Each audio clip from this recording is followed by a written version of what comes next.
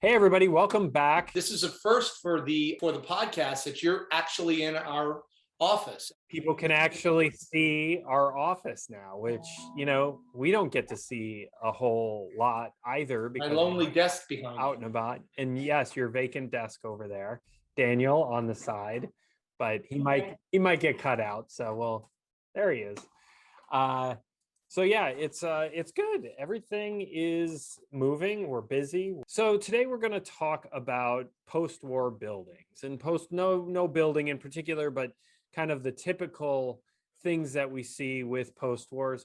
So I'll jump in. So in New York City, we define different buildings, particularly uptown or anywhere in Manhattan, pre-war buildings or post-war buildings. So we've already talked about pre-war buildings, and today we're going to discuss post-war. So I guess Yeah. the first question that I would ask you is, what defines a post-war building? What are we talking about? Yeah, so in New York City, we're talking about post World War II. So the mid 40s, basically.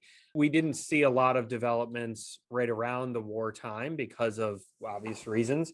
But so usually you see buildings reopening or developments reopening or new rental buildings around 1950. So generally speaking, there was a big boom between 1950s and 1960s, but anything post that World War II is really what we're referring to. And what would you say would be indicative of post-war buildings? Well, there's a number of things that when you think of post-war buildings sort of jump out. There's the lack of like the classic layouts. So the classic floor plans that had staff rooms and such kind of went by the wayside. So you had more utilitarian buildings is one way that I would coin them. They're more cookie cutter style buildings. So you have, a 40-story building, 40 A-line units. Whereas the pre-wars, just technology at the time and construction at the time in the early 1900s, there were limitations. They couldn't go as high because they didn't have the same building materials that they had post-war. So there was an engineering difference. And there was also, it became too expensive to make these beautiful facade buildings, with the ornate details and such. So it just became many times came down to a function of cost. So cookie cutter, less classic layouts with staff rooms, etc. Lower ceiling, so that's a big one. Post-war versus pre-war. The pre-wars typically had 9-foot at minimum ceiling heights. Whereas typical post-war is somewhere between 8 and 8.5. Even 7.5-foot ceilings in some post-war buildings. 7.5. Mm-hmm. Yeah, or 7'9", 7'8", right below 8 feet. Just under 8 feet. Yeah.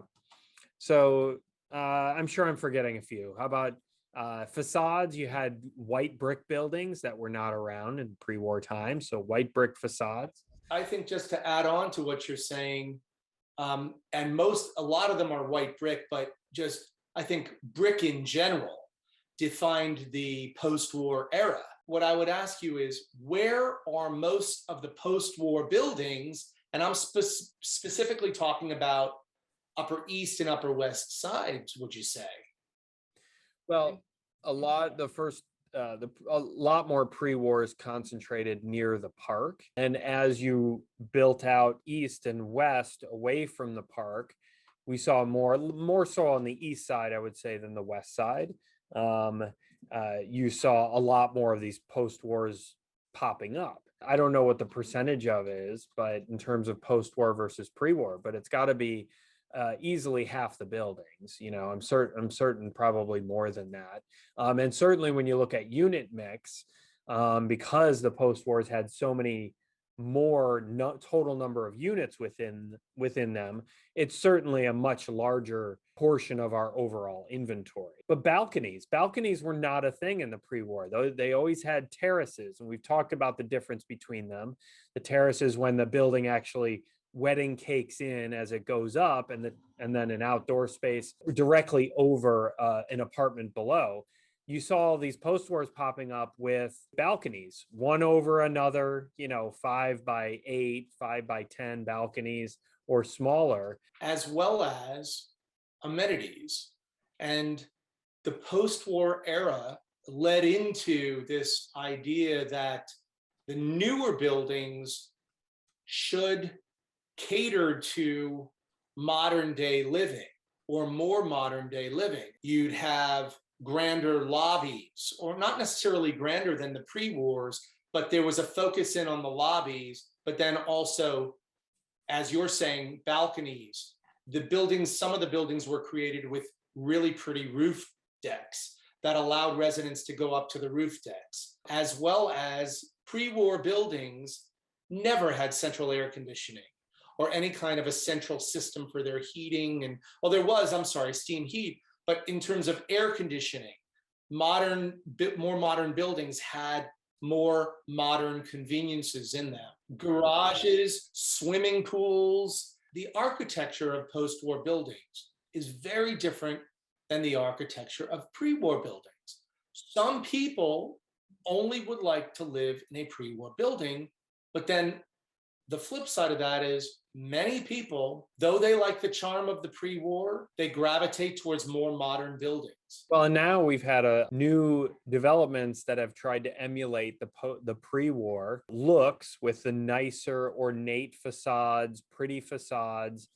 The limestone stonework, and you know, it's really like Robert Stern does a lot of those, and they're sprinkled throughout that really look beautiful. And it's you know, some of these post-wars are just not that attractive of buildings. I think that we can really say that, as you were talking, the post-war buildings are far more efficient with space, as you were saying. So living dining combinations, galley kitchens, where most people are not dining formally these days, or they open their kitchen to their dining area. So post-war buildings maximized efficiency within the context of space. Yeah, and you just simply look at room sizes. The room sizes in a pre-war are going to be much larger typically than the post-war. So post-wars, you typically have a 11 or 12 foot wide living room or dining room, whereas the pre-wars would be 13, 14, even as much as 16 feet and larger. So it's certainly made for, okay, well, if you don't have that wide of a living room and you don't have a staff room, you can squeeze in another bedroom. In New York City, real estate language, we would not, I repeat, would not call new development post-war buildings. It's just the post-war era was a specific era, a period of time. Yeah. It's much like when you say an Art Deco building, even though it's more of a classification of architecture. That's kind of how agents view, oh, it's a post-war building. It's, you know, so you're right. I never thought of that, but it certainly is the case. It's more of a descriptive term as opposed to delineation of during this time period. They happen to coincide, but brokers use it, or agents use it more as, okay, so it's like a white facade, lower ceilings, you know, a little bit smaller rooms, blah, blah, blah. And now I think we need to coin a new phrase for the new developments, because now we have new developments that were developed in like 2002.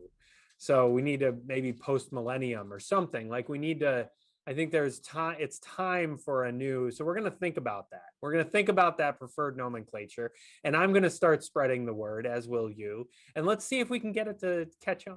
So there's nothing innately wrong with post-wars. Plenty of, as you said, as you mentioned, plenty of beautiful post-wars out there, and always going to be a part of our life. And we want nothing more than to show the post-war buildings. If something is of interest to buyers, come and give us a call, right? Listen, thank you everybody for tuning in. Have a great week, everybody. Be healthy, safe, and most of all, remain in gratitude. We will see you next week. Look forward to it. Thanks for watching or listening to the Gasdaska Conlon Team podcast. If you want to find us online or sign up to get our monthly and quarterly market stats, come on over to our website, GasdaskaConlonTeam.com, or you can find us on all social media with the handle @Gasdaska Conlon Team. If this show was helpful, entertaining, or informative, consider telling friends and family or leaving us a review on Apple Podcasts. Thanks again for tuning in. Be sure to subscribe to the podcast so you don't miss our next episode, and we'll see you next time.